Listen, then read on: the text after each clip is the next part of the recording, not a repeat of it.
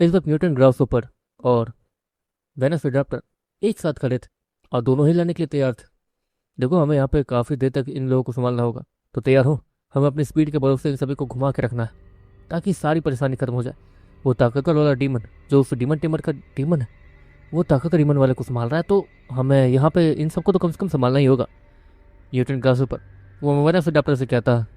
दूसरी तरफ ब्रिसेन वो जल्द से उन दोनों के पास आता है, पर एक और परेशानी है। हमें उस बड़े से गड्ढे को बनाना होगा ताकि उसके अंदर श्योर वो सारा अजीब सा ब्लैक लिक्विड ट्रांसफर कर सके, लेकिन उसके ऊपर तो कोई काम ही नहीं कर रहा अभी। ब्रिजन वो म्यूटेंट ग्रासहोपर और वेनस अडेप्टर से कहता, मैं जानता हूँ तुम क्या कह रहे हो, लेकिन उसके ऊपर हमारा काम चालू हो चुका है। म्यूटेंट ग्रासहोपर वो ब्रिजन से कहता, मतलब? ब्रिजन उसे इसके बाद समझ नहीं आती। अगले सेकंड उसे एक जानी पहचानी प्रेजेंस महसूस होती। हाँ, तो ऐसी बात है, लेकिन इतनी जल्दी कैसे? ब्रिजेंट वो तो हैरानी से कहता, उसकी जांच पड़ताल तो भी बाकी है, लेकिन अभी पहले हमें। न्यूटन ग्रासहोपर इतना कहता, ब्रिजन को पीछे धक्का देता है क्योंकि बीच से एक अजीब सा डीमन तेजी से हमला करने के लिए बढ़ रहा था। ब्रिजन वो इतना ज़्यादा फास्ट नहीं था। देखते देखते अभी के लिए वो अपने ह्यूमन बॉडी को छोड़कर अपने असली बॉडी में वापस आता है, और असली बॉडी में वापस आने के बाद वो तेजी से आगे बढ़ता है और एक डीमन के ऊपर जाके जोर से कूद जाता है, जिसका वजह से उस डीमन की चटनी बन जाती है। या कमज़ोर डीमंस भी है। मैं स्पीड वाले डीमंस का कुछ कर नहीं सकता, लेकिन इन डीमंस की तो चटनी बना ही सकता हूँ। वो ब्रिजन वो म्यूटेंट ग्रासहोपर और वेनस एडाप्टर से कहता है। वेनस एडाप्टर तेजी से अपनी जगह से गायब होता है और उसके पाँव से एक अजीबोगरीब नीली रंग की रोशनी चमकती शुरू हो जाती है, जिसकी वजह से वो बहुत जाती है स्पीड के साथ आगे बढ़ रहा था। वो आगे बढ़ते बढ़ते एक डीमन के बगल से निकलता है, जो कि काफ़ी फास्ट था, लेकिन वेनस एडाप्टर से नहीं। वेनस एडाप्टर उसके ठीक बगल से निकलता है और देखते देखते उस डीमन के पेट के साइड का हिस्सा, मतलब पेट, उसका आधा पेट ऐसा लग रहा था जैसे किसी बड़े से राक्षस ने आधा काट के खा लिया हो। उसके पेट का आधा हिस्सा गायब था। देखते देखते वो डीमन नीचे गिर जाता है। हम इसे मार नहीं सकते हैं, लेकिन परेशानी यह है कि वो वेनस एडाप्टर इतना कहता है और एक लंबी छलांग लगाता है, क्योंकि एक डीमन तेजी से अपने खतरनाक नाखूनों के साथ उस पर हमला कर रहा था। न्यूटन ग्रासहोपर वो तेजी से आगे बढ़ रहा था अपने खतरनाक पंजों के साथ। वो काफ़ी सारे डीमंस के चेहरे पे खरोच मारते जा रहा था। न्यूटन ग्रासहोपर अपने खतरनाक पंजों के साथ और अपनी स्पीड की वजह से वो काफ़ी सारे डीमंस के चेहरे को चीर देता था और काफ़ी सारे डीमंस की आंखों को फोड़ देता था ताकि वो ज़्यादा कुछ कर ना पाए। हमें इन डीमंस को मारने के लिए सबसे पहले तो न्यूटन ग्रासहोपर इतना कह ही रहा था, इतने में ही उसकी पूरी बॉडी वो काली होने लगती है। क्या हुआ, ये हो गया क्या? न्यूटन ग्रासहोपर वो ये देख रहा था कि वो अजीब सा डीमन जो कि शैडो के रूप में था, वो म्यूटेंट ग्रासहोपर के बॉडी में गया तो था, लेकिन वो उसके बॉडी के साथ कंबाइन नहीं हो पा रहा था। लेकिन अब जाके वो कंबाइंड हुआ था, जिसके बाद देखते देखते म्यूटेंट ग्रासहोपर अपने जगह से तेजी से गायब होता है और उसके नाखून वो देखने में और भी ज़्यादा खतरनाक लगने लगते हैं। उसके नाखून अचानक से लाल हो जाते हैं, खतरनाक पंजे वो लाल हो जाते हैं और वो खतरनाक पंजों के साथ एक डीमन को बीच से चीर देता है। लेकिन वो डीमन उस समय मरता नहीं है, लेकिन उस डीमन को दर्द जरूर होता है। अगले सेकंड न्यूटन ग्रासहोपर चुटकी बजाता है और उस डीमन की पूरी बॉडी वो चकनाचूर हो जाती है। जिस जगह पर उसे चोट लगी थी वहाँ से एक अजीब सा घाव वो बढ़ते बढ़ते उसकी पूरी बॉडी पे फैल गया था। दूसरी तरफ मैग्रॉन उस डीमन टेमर को देख रहा था। आप कुछ करने नहीं वाले? मैग्रॉन उस डीमन टेमर से कहता, इसमें मैं क्या कर सकता हूँ? वो डीमन टेमर एक तरीके से बहुत ज़्यादा कमीना और लालची था। एक तरीके से वो जानता है कि अगर ये लोग मर भी गए तो वो तो सब कुछ संभाल ही लेगा, इसलिए वो जानबूझ के आगे नहीं बढ़ रहा था। लेकिन इससे तो ठीक है, जैसे आपकी मर्जी। मैग्रॉन इतना कहता और आगे बढ़ने लगता है। ये इडियट है क्या? इसका लगता दिमाग भी है कि ये किसके सामने जाने लड़ने के लिए? पीछे से जिया, जो कि मैग्रॉन के पीछे छिप छिप के आई थी, वो वहीं बैठ के सामने देखते हुए कहती है। वहाँ की लड़ाई देखने में बहुत ज़्यादा ड्रामनी लग रही थी। अगली सेकंड जिया को अपने ठीक पीछे एक ड्रामनी से प्रेजेंस महसूस होती है, जिसको वजह से उसे तुरंत ही छिपना पड़ता है। उसके ठीक पीछे से एक अजीब फराक से चलते हुए जा रहा था, जो कि देखने में काफ़ी ड्रामा लग रहा था। अब ये कौन है? ये तो काफ़ी ताकतवर है। जिया वो हैरानी से कहती है। उसकी ताकत कुछ ज़्यादा ही थी। जिया उसकी ताकत को सेंस करते अपने सर को पकड़ लेती है, क्योंकि उसके सर में बहुत दर्द हो रहा था। अगले सेकंड वो अजीब फराक से तेजी से आगे बढ़ता और उस डीमन टेमर के ऊपर हमला कर देता। वो डीमन टेमर अपनी जगह पर बैठा हुआ था। अगले सेकंड वो डीमन टेमर बस पीछे पलटता और वो अजीब फराक से जो कि उसके बहुत करीब पहुंच गया था, अचानक से बीच हवा में ही उसकी धज्जियाँ उड़ जाती हैं। जिया वो इस वक्त वो सारा नज़ारा देख रही थी। उसे लगा नहीं था कि वो अजीब सा आदमी वो इतना ताकतवर होगा। मैग्रोन वो इसी तो शायद उससे बचाने की कोशिश कर रहा था इतनी देर से इस आदमी से। जिया को अब जाकर रियलाइज़ हुआ था कि वो जितना हीरोइन बनने की कोशिश कर रही थी, अगर उसकी गलती होती तो वो पक्का मारी जाती अब तक। जिया ये सब देखने के बाद छिपी रहती, लेकिन मैग्रॉन वो जिया को देख लेता, अपने ही सर पकड़ लेता। अरे और ये पागल लड़की। मैग्रॉन अपना सर पकड़ते हुए कहता, अरे यार ये तो। मैग्रॉन अपने सर को पकड़ते हुए कहता, जिसके बाद वो तुरंत अपनी जगह से गायब होने के बाद जिया के सामने जाता। जिया बेचारी घबराई हुई थी, वो अचानक से मैग्रॉन को देख के डर जाती। क्या हुआ, डर लग रहा?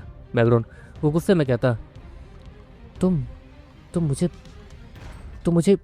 वो जिया उसके पास तो कुछ था ही नहीं बोलने के लिए, जो वो यहाँ बोल के बच जाए। देखो जहाँ तक यहाँ जो लड़ाई हो रही है उसमें तुम सेफ बिल्कुल भी नहीं हो, तो तुम्हें तुम्हें सेफ रखने के लिए क्या करें? मैग्रॉन इतना कहता और जिया का हाथ पकड़ के उसे सीधे उस डीमन टेबल के बगल में ही ले जाकर खड़ा कर देता। वो डीमन टेबल मैग्रॉन के इस दिमाग को देख के खुद इम्प्रेस था, मानना पड़ेगा।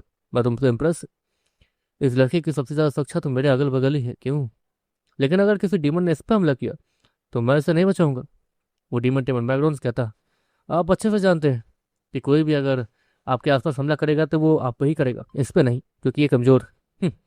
मैग्रॉन इतना कहता अपनी जगह से तेजी से भागते हुए उड़ के जाने लगता। अगले सेकंड मैग्रॉन वो तेजी से जंगल में थोड़ा ऊपर जाता है और उसकी आंखों से तेज रोशनी निकलती, जो कि नीचे सभी डीमंस की आंखों पर चली जाती। और वो डीमंस जो इतने समय से अंधेरे में थे, अचानक से उस धूप की रोशनी को आता हुआ देख के अपनी आंखों पे हाथ डाल लेते हैं, क्योंकि वो उस रोशनी को सह ही नहीं पा रहे थे। अगले ही सेकंड वो सभी तेजी से पीछे हटते हैं, क्योंकि कुछ तो था जो कि उनके करीब बहुत ज़्यादा तेजी से आ रहा था। ये क्या है? काफ़ी सारे लोग हैरानी से कहते हैं, मतलब वो डीमंस हैरानी से कहते हैं, क्योंकि उन सभी को अपने बॉडी में एक अजीब सा दर्द महसूस हो रहा था। अगले सेकंड वहाँ पे एक अजीबोगरीब आवाज़ आती है, जो कि बहुत ज़्यादा डरावनी थी। कुछ डीमंस को अपने बॉडी में बहुत ज़्यादा महसूस होने लगता है। एक डीमन जब अपनी आंखें खोलता है तो उसके हाथ नहीं थे। एक डीमन उसके उसके लिए तो मतलब उसकी आंखें ही नहीं थी, उसका पूरा सर खा गया था। न्यूटन ग्रासहोपर और वेनस पर वो दोनों अच्छा खासा कॉम्बिनेशन के साथ सभी को खत्म करे जा रहे थे। हाँ, वेनस पर जिन जिन डीमंस को मार रहा था वो सभी दोबारा उठ खड़े हो रहे थे, रिकवर हो गए। लेकिन वो भी कम नहीं था, वो उन डीमंस के आधे खासे अच्छे खासे बॉडीज को खा के उन्हें एक तरीके से अपाहिज बना देता था, जिसके बाद वो लोग रिकवरी प्रोसेस में जाते थे और रिकवर होने से पहले म्यूटेंट ग्रासहोपर उन्हें खत्म कर देता था। म्यूटेंट ग्रासहोपर वहाँ मौजूद काफ़ी सारे डीमंस को आसानी से खत्म कर देता, क्योंकि उससे अच्छे खासी ताकत मिल गई थी। वेलोसिराप्टर तेजी से आगे बढ़ ही रहा था, इतने में वेलोसिराप्टर एक डीमन से टकराता, जिसे वो पियर्स नहीं कर पाया था, जिसकी वजह से वो तेजी से लड़खड़ाते हुए पीछे गिर जाता। ओह, तो यहाँ पर ये सारी बातें हो रही है क्या? वो डीमन एक अजीब सी आवाज़ में बोलता है। वेलोसिराप्टर वो तेजी से पीछे हटता, क्योंकि वो डीमन जो भी था बहुत ताकतवर था। वो जैसे ही आगे तेजी से जाता, एक अजीब सा हाथ वेलोसिराप्टर के ठीक अगल बगल आ जाता और उसे पकड़ लेता। ये क्या? मैंने तो अपनी पूरी ताकत लगाई थी भागने में, वेलोसिराप्टर हैरानी से कहता।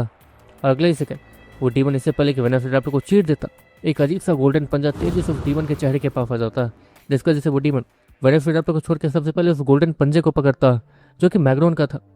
मैग्रॉन अपने खतरनाक गोल्डन पंजे के साथ उस डीमन के ठीक सामने आ गया था। अरे वाह, क्या बात है, मानना पड़ेगा, वो डीमन इतना कहता और तेजी से खतरनाक से पंच मैग्रॉन के ऊपर चलाने के लिए तैयार हो जाता। इससे पहले कि वो पंच मैग्रॉन को लग पाता, अगले सेकंड उसके पंच के ऊपर एक अजीब सा कट लगता, जो कि उसके हाथ तक चला जाता। वो डीमन उसे थोड़ा बहुत दर्द महसूस होता और वो मैग्रॉन को छोड़ देता, लेकिन वो अपनी किक को घुमाकर सीधे मैग्रॉन की तरफ घुमा देता ताकि मैग्रॉन वो बचे ना। अब तुम्हें कौन बचाएगा, वो डीमन इतना कहता और मैग्रॉन के बहुत ज़्यादा करीब अपने पाँव को ले जाता। मैग्रॉन तुरंत ही अपने गोल्डन पंजों को आए करके उस अटैक को ब्लॉक करता, लेकिन वो अटैक सच में खतरनाक था। वो डीमन की टांगे सीधे जाकर मैग्रॉन से टकराती, फिलहाल की उसके पंजे से टकराई थी। उसके पंजे के ऊपर बहुत सारे क्रैक्स पड़ने शुरू हो जाते हैं और मैग्रॉन तेजी से होते हुए पीछे जाकर एक बड़े से पेड़ से टकराता और उसे पूरा तबाह कर देता। मैग्रॉन उसके बॉडी पे बहुत सारे खरोच भी आ जाते हैं। मैग्रॉन धीरे धीरे खड़ा होता, दूसरी तरफ वो डीमन धीरे धीरे मैग्रॉन के पास ही आ रहा था, लेकिन इससे पहले कि वो मैग्रॉन तक पहुंच पाता, मैग्रॉन के ठीक सामने न्यूटन ग्रासहोपर आ जाता, तो उसके सामने उस डीमन को देखने लगता। कमजोर हो लेकिन किसी दूसरे डीमन का इस्तेमाल कर रहे हो। छी छी छी, क्या डीमन सब की अब इतनी औकात रह गई है कि वो जिंदा रहने के लिए और किसी को हराने के लिए किसी अजीब से जानवर बीस्ट की मदद करे या फिर इंसानों की मदद करे? वो डीमन हंसते हुए कहता, इसका मतलब ये डीमन एक आत्मा है जो कि न्यूटन ग्रासहोपर के अंदर रह के उसे ताकत दे रहा। ऐसी बात है। मैग्रॉन उसे भी समझ नहीं आया था कि आखिर ये किस टाइप का डीमन है, और ब्रिजन को भी समझ नहीं आया था उस टाइम ये आत्मा निकलेगा। ब्रिजन ने भी नहीं सोचा था। ब्रिजन वो अपने मिंग के अंदर एक तरीके से उसने अपने ब्लड को मिलाया था, और उसका मिंग एक तरीके से फायर मिंग वो काफ़ी सारे डीमंस को मार सकता था अगर पूरी ताकत लगाए तो। लेकिन उस मिंग की आग भी अब कम हो गई थी, जिसकी वजह से अब ब्रिजेन भी ज़्यादा कुछ कर नहीं सकता था। ब्रिजेन, मेरे ख्याल से तुम्हें वहाँ जाना चाहिए जहाँ पर तुम लोग उस गड्ढे को तैयार कर रहे थे। जाओ, और जब काम कंप्लीट हो जाए तो श्योर को इशारा कर देना। रिटर्न ग्रास ऊपर पीछे ब्रिजेन को देखते हुए कहता, और ब्रिजेन अपने सर को हाँ मिलाते हुए तेजी से वहाँ से निकल जाता। दूसरी तरफ श्योर और वो डीमन टेमन इस वक्त उस दिल के पास थे। वो दिल एक अजीब सा बिहेवियर, मतलब कुछ अजीब कर रहा था। उस दिल के अंदर से एक अजीब सी आंख बाहर आती है जो कि श्योर और उस डीमन टेमन को घूरने लगती है। ये बस हमें देख सकता है, कुछ बोल नहीं सकता है ना श्योर। वो उस दिल से कहता, और वो दिल, उसकी आंखें ऐसी लगने लगती जैसे कि वो गुस्सा हो। कोई बात नहीं, बस ज़्यादा देर के मेहमान नहीं हो, श्योर स्माइल के साथ कहता। देखो, मेरे ख्याल से ये इसकी कोई चाल है, ये सभी डीमंस को बुला रहा है एक जगह। वो डीमन टेमन श्योर कहती है, तो इसे रोकना कैसे? हम इसके सिग्नल को ब्लॉक कर सकते हैं? श्योर डीमन टेमर्स कहता, शायद एक रास्ता है। वो डीमन टेमर इतना कहती और उस दिल के पास जाती। तो तुम बाहर सिग्नल पहुंचा रहे हो सभी डीमंस तक, है ना? तुम डीमन से जुड़े हुए हो क्योंकि तुम उनके दिल से जुड़े हुए हो, है ना? तो तुम्हारा नेटवर्क सिस्टम बंद करने के लिए तो मुझे, वो डीमन टेमर इतना कहती है और अपनी तलवार को लेकर सीधे उस डीमन की आंखों की तरफ घुमाती है। लेकिन वो डीमन और श्योर अच्छे से जानते थे कि वो डीमन हार्ट और श्योर अच्छे से जानते थे कि ये तो बेकार ही मूव है। इतनी देर से तो अगर ऐसा कुछ होता तो श्योर और वो डीमन टेमर पहले ही कर चुके होते। लेकिन इस बार वो डीमन टेमर कुछ और कर रही थी। डीमन टेमर अपनी तलवार को घुमाती तो है उस दिल की तरफ, लेकिन अगले सेकंड उसकी तलवार उस दिल के चारों तरफ मौजूद उस अजीब से लिक्विड पर पड़ती है।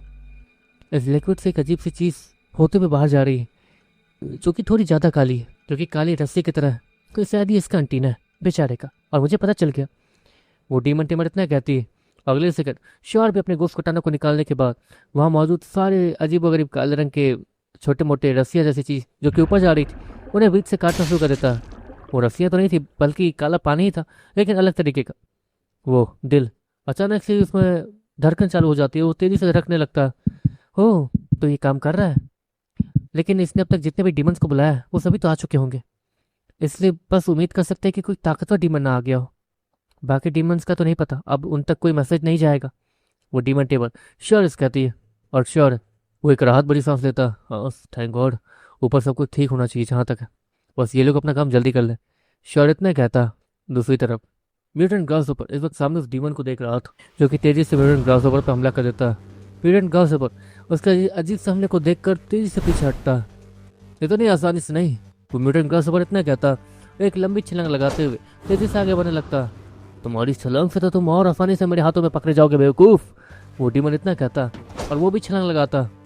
लेकिन यही तो बात है, मैं जैसा सोच रहा हूँ तुम वैसा सोचते नहीं, तुम सारी चीज़ों को सीधा सीधा देखते हो, लेकिन मैं, वो म्यूटेंट ग्रासहोपर इतना कहता। और अगले ही सेकंड उस डीमन के हाथ पे जो म्यूटेंट ग्रासहोपर ने एक अजीब सा खरोच लगाया था वो हल्का सा दर्द होना शुरू हो जाता उस डीमन को। ये जलन, लेकिन इतनी आसानी से मुझे नहीं मार पाओगे क्योंकि मेरी ताकत कितनी है तुम्हें कोई अंदाजा भी नहीं है, वो डीमन इतना कहता और छलांग लगा के म्यूटेंट ग्रासहोपर के एकदम ठीक सामने चला जाता और अपने खतरनाक पंजों से सीधे म्यूटेंट ग्रासहोपर के ऊपर हमला कर देता। म्यूटेंट ग्रासहोपर भी अपना पंजा घुमाते हुए सीधे उस डीमन के ऊपर मारता, उस डीमन का पंजा और म्यूटेंट ग्रासहोपर का पंजा तेजी से टकराता, जिसे देखते देखते म्यूटेंट ग्रासहोपर का पंजा और उस डीमन का पंजा अचानक से ही वो दोनों क्रैश होते हैं। और देखते देखते उन दोनों को ही हाथों से तेजी से खून निकलना शुरू हो जाता है। उन दोनों का हाथ ऑलमोस्ट उखड़ के बाहर आ गया था। ये हुई ना बात, इतने समय बाद किसी से लड़ रहा हूँ जिससे मज़ा आ रहा है, वो डीमन वो उस म्यूटेंट ग्रासहोपर से कह रहा कहता।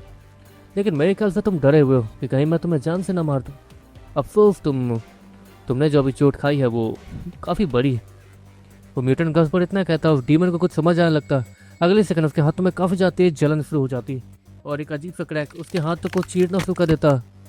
वो डीमन जैसे ही देखता वो सामने देखता जहाँ पर अगले सेकंड म्यूटेंट ग्रासहोपर उसके चेहरे के ठीक सामने था और उसका दूसरा पंजा उस डीमन की आंखों की तरफ था। वो डीमन अभी फास्ट था, वो तुरंत ही अपने हाथों को आगे करता ताकि वो म्यूटेंट ग्रासहोपर के हमले से बच सके। लेकिन इससे पहले कि उसका हाथ म्यूटेंट ग्रासहोपर के हमले के ठीक आ गया था, एक अजीब सी नीली रोशनी वो तेजी से चमकते हुए उस डीमन के चेहरे के सामने आती है और उसे सीधे किक मारती। वो नीली रोशनी सीधे आकर उस डीमन से टकराई थी एक तरीके से उसके चेहरे से, जिसकी वजह से उसका पूरा ध्यान भट गया था। और म्यूटेंट ग्रासहोपर का वो पंजा वो सीधे उस डीमन की आंखों में चला गया था। म्यूटेंट ग्रासहोपर तेजी से ऊपर उछलते हुए जाता है, अपने पंजे को उसकी आंखों में अंदर तक घुसाकर पीछे जाकर उसे जोर लाकर खींचता, जिससे उस डीमन के चेहरे पे बहुत बड़े बड़े कट लग जाते हैं। लेकिन उसका सर उसके बॉडी से अलग नहीं होता, उल्टा वो डीमन नीचे गिर जाता है और गुर्राना शुरू कर देता है। वो तेजी से अपने सर को नीचे मोड़ के घुमाता है, जिसकी वजह से म्यूटेंट ग्रासहोपर वो घूम कर सीधे ऊपर चला जाता है आसमान में।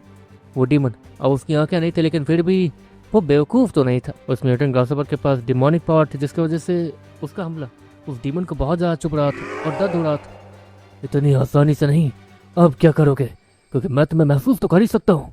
वो डीमन इतना कहते हुए तेजी से आसमान में चलने लगा था। अब म्यूटेंट ग्रासहोपर के बहुत ज़्यादा करीब पहुँच जाता, लेकिन जैसे ही वो म्यूटेंट ग्रासहोपर के ऊपर हमला करता, एक अजीब सी नीली रोशनी फिर से आकर उससे टकराती है और बीच हवा में ही उसका बैलेंस बिगड़ जाता। नहीं, वो डीमन इतना कहता और अचानक से नीचे धम की आवाज़ के साथ गिरता। उस डीमन की आंखें तो थी नहीं, लेकिन उससे अपने आसपास एक अजीब सा ऑरा महसूस होता। वो अपने हाथों को तेजी से मूव करता, लेकिन वहाँ पे कोई भी नहीं था। नहीं, तुम छिप रहे हो, वो भी हवा के बीच में, मतलब विंड एलिमेंट में तुम्हें महारत हासिल है, क्यों? वो डीमन इतना कहता, लेकिन जाहिर सी बात है कि वो अब विंड के मतलब हवा के बीच में म्यूटेंट ग्रासहोपर को ढूंढे कैसे। लेकिन वहाँ पर किसी और का प्रेजेंस भी था जो कि जाना पहचाना था। वो पंजे वाला लड़का, वो मरा नहीं मेरे हमले से, नामुमकिन। वो डीमन इतना कहता और उसे पाँव में थोड़ा सा दर्द महसूस होता, जैसे कि किसी बड़े से खंजर ने उसके पाँव को चीर के रख दिया।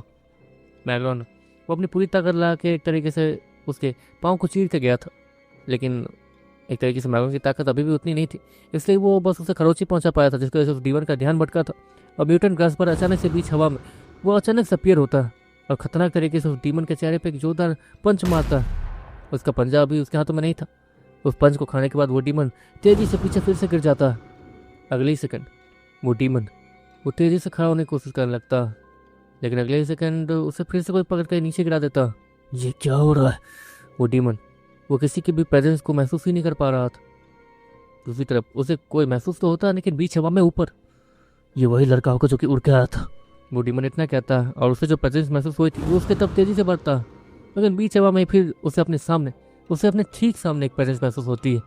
ये मुझे गुमराह कर रहा है, वो डीमन इतना कहता और अगले सेकंड उसे अपने पेट में बहुत ज़्यादा महसूस होता और उसके पेट में एक बड़ा सा कट लग जाता।